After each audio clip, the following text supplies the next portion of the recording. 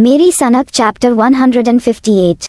अब तक आप लोगों ने पढ़ा, जो तुम्हारे सामने इस हाल में बैठा हुआ हूँ कि ना तो अपने हाथ से खाना खा सकता हूँ और ना ही अपने पैरों पर चल सकता हूँ, और दूसरी तरफ है देव जो कि शांत मगर बहुत ही खतरनाक है। विजय के हर लीगल और अनलीगल काम को देव संभालता है और विजय अपने गुस्से में और भी ज्यादा खतरनाक और सनकी बन जाता है, क्योंकि विजय ने भी प्रेम के साथ मिलकर दुबई में न जाने कितने बिजनेसमैनों को मौत के घाट उतारा और उनके टुकड़े टुकड़े करके पूरे दुबई शहर में फेंक दिए थे।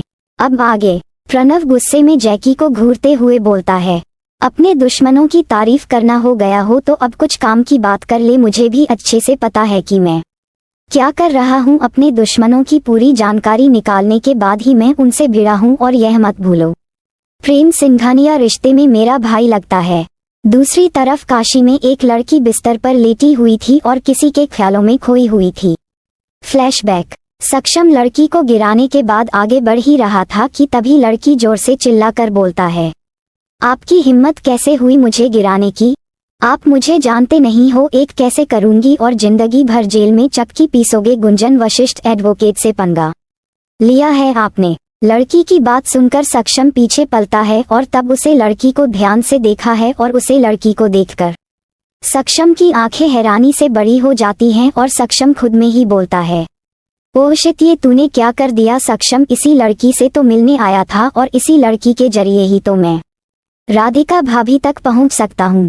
आप क्या करूं क्या करूं क्या करूं? हाँ, माफी मांग लेता हूं। वैसे भी यह लड़कियां अपनी गलती तो कभी मानती नहीं है, लेकिन हाँ, इन्हें लड़कों से सॉरी सुनने में बड़ा मजा आता है। चल बेटा, तू भी आज वही रामबाण हथियार को अपना ले। सक्षम अपने लहजे को नर्म करके और अपने चेहरे पर हल्की सी स्माइल लाकर लड़की के पास आता है और बोलता है, माफ करना, गलती हो गई, मैं ही देखकर नहीं चल रहा था। दरअसल मैं यहाँ पर आप ही से मिलने आया था और जल्दबाजी में आप पर ही ध्यान नहीं दिया। अभी जब आपने अपना नाम बताया तो मुझे ये एहसास हुआ अपनी गलती का।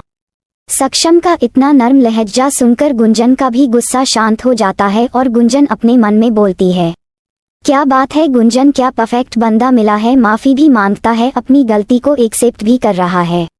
माफ कर दे गुंजन, तभी तो तेरी बात आगे बढ़ेगी, वरना इतना अच्छा लड़का तेरे हाथ से निकल जाएगा। गुंजन अपने ख्यालों में ही थी कि तभी सक्षम गुंजन के चेहरे के आगे चुटकी बजाता है, तो गुंजन अपने ख्यालों से बाहर आती है और मुस्कुराकर बोलती है, कोई बात नहीं, दरअसल गलती मेरी भी थी, मैं भी देखकर नहीं चल रही थी और इस वजह से हम दोनों आपस में टकरा गए, क्योंकि ना तो आप ही देखकर चल रहे थे और ना ही मैं देखकर चल रही थी, तो इस हिसाब से गलती तो हम दोनों की ही थी। वैसे आप मुझसे मिलने के लिए यहाँ पर आए थे, तो आप मुझसे क्यों मिलना चाहते थे? क्या आपको कोई केस से रिलेटेड बात करनी थी? सक्षम अपने माथे को स्क्रैच करते हुए बोलता है, हाँ, दरअसल मुझे आपसे ही बात करनी थी, लेकिन क्या हम किसी कॉफी शॉप में चलकर बात कर सकते हैं, अगर आपको कोई एतराज ना हो? गुंजन खुशी से उछलते हुए एकदम से बोलता है, हाँ हाँ चलिए ना, मुझे कोई एतराज नहीं है। गुंजन का ऐसा उतावलापन देखकर सक्षम को थोड़ा अजीब लगता है, लेकिन फिर भी सक्षम सारी बातों को इग्नोर करके गुंजन के साथ एक कॉफी शॉप में चला जाता है। दोनों एक कॉफी शॉप में बैठे हुए थे, तभी सक्षम बोलता है, आपसे जब हमारी पहली मुलाकात हुई थी, मतलब जब आपने मुझे थप्पड़ मारा था, तब एक और लड़की आपके साथ थी, वो कौन थी? गुंजन, वो तो मेरी भाभी थी, राधिका भाभी। और फिर जैसे जैसे गुंजन सक्षम के सवालों के जवाब देती है, वैसे वैसे सक्षम बहुत हैरान हो जाता है, लेकिन फिर भी सक्षम गुंजन के सामने अपनी हैरानी नहीं जाता। Flashback and. लड़की बिस्तर पर लेटे हुए खुद से बोलता है, मिस्टर सक्षम, कल हम आ रहे हैं दिल्ली आपसे मिलने के लिए अपनी भाभी के साथ। इतना बोलकर लड़की शर्माकर बेस्ट में अपना मुंह छुपा लेती है। दूसरी तरफ दिल्ली में विजय का कमरा।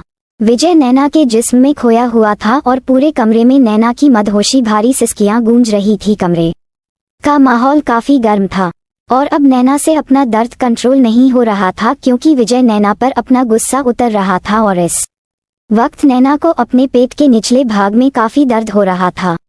नैना अपने दर्द को संभालते हुए बोलती है, विजय प्लीज रुक जाइए, मुझे दर्द हो रहा है। विजय एक पल रुककर नैना के चेहरे को देखा है। नैना का चेहरा पसीने की बूंद से चमक रहा था और नैना के चेहरे पर दर्द की लकीरें साफ दिखाई दे रही थी और नैना की आंखों में नींद भी भरी हुई थी, लेकिन विजय नैनो को सोने नहीं दे रहा था। विजय एक पल रुककर नैना की पूरी बॉडी को स्कैन करता है और फिर वापस से नैना के होठों पर अटैक करते हुए वापस से अपनी कमर की मूवमेंट को बढ़ा देता है और नैना आंखें बंद करके लाचार होकर बस विजय को बर्दाश्त करने लगती है। दूसरी तरफ मन्नत का कमरा। मन्नत काफी देर से सोने की कोशिश कर रही थी, लेकिन मन्नत को नींद नहीं आ रही थी, इसीलिए मन्नत बार बार अपनी करवट बदल रही थी और अब मन्नत से बर्दाश्त नहीं होता। मन्नत झुंझला कर केसर से खड़ी होती है और कमरे से बाहर निकल जाती है। मन्नत सीधा स्टडी रूम के सामने जाती है। एक पल के लिए मन्नत दरवाजा खटखटाना के लिए सोचती है, लेकिन फिर गुस्से में सीधा स्टडी रूम के अंदर चली जाती है। प्रेम एक सोफे पर बैठा हुआ था और प्रेम का लैपटॉप उसके सामने रखा हुआ था। प्रेम ने ब्लूटूथ अपने कान में लगा रखी थी। मन्नत प्रेम को गुस्से में देखती है और फिर सीधा प्रेम की गोद में जाकर बैठ जाती है और उसके सीने में अपने मुंह को किसी बच्चे की तरह छिपा लेती है और फिर बच्चों की तरह बोलती है, पतिदेव आपको पता है ना कि मुझे आपके बगैर नींद नहीं आती। रात के 11 बज रहे हैं और आप अभी तक स्टडी रूम में बैठकर काम कर रहे हैं। आपको पता है ना कि मैं प्रेग्नेंट हूँ और फिर भी आप मुझे सता रहे हो। मुझे नींद नहीं आ रही आपके बगैर। और तभी प्रेम की आवाज मन्नत के कानों में आती है, sorry gentlemen, I cannot continue the meeting right now because my wife is not sleeping and I have to put her to sleep. क्षमा करे सज्जनों, मैं अभी बैठक जारी नहीं रख सकता क्योंकि मेरी पत्नी सो नहीं रही है और मुझे उसे सुलाना है। मन्नत अपने चेहरे को प्रेम के सीने से निकालकर अजीब नजरों से प्रेम के चेहरे को देखने लगती है तो पाती है प्रेम मन्नत की तरफ नहीं देख रहा था। मन्नत उसे दिशा में देखती है जिस दिशा में प्रेम देख रहा था, तो मन्नत को दिखाई देता है कि लैपटॉप पर तकरीबन 5 से 6 फॉरेन आदमियों के साथ प्रेम की ऑनलाइन मीटिंग चल रही थी और ये देखकर मन्नत की आंखें हैरानी से बड़ी हो जाती हैं। मन्नत एकदम से प्रेम की गोद से उठने लगती है, लेकिन प्रेम मन्नत की कमर को पकड़कर उसे अच्छे से अपनी गोद में बैठा लेता है। Radhe Radhe. Follow for next part. Bye bye.